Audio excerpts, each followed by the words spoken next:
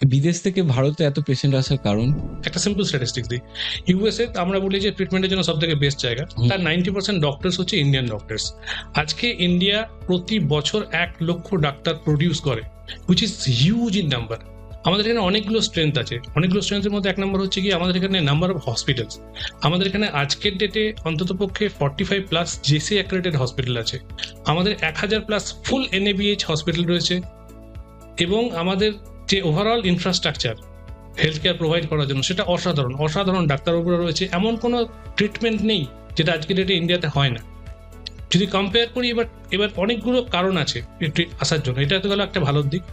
এবার কিছু কিছু ট্রিটমেন্ট আছে অনেক দেশে হয় না, লাইক আইভিএফ ট্রিটমেন্ট বা অর্গান ট্রান্সপ্লান্টের জাতীয় কিছু ট্রিটমেন্ট, সেটা অনেক দেশে অ্যাভেলেবল নেই, আচ্ছা, তারা সে কারণে ট্রাভেল করে। অনেক ক্ষেত্রে আছে যাদের কাছে হচ্ছে কি কস্ট একটা ফ্যাক্টর, কারণ হচ্ছে যদি আমি ইউএস এর সঙ্গে আমাদের দেশের ট্রিটমেন্টের কস্ট বা ইভেন দেন সিঙ্গাপুরের সঙ্গে যদি দেখি, তাহলে প্রচুর ডিফারেন্স। সো যে কারণের জন্য পেশেন্ট এখানে আসতে পছন্দ করে।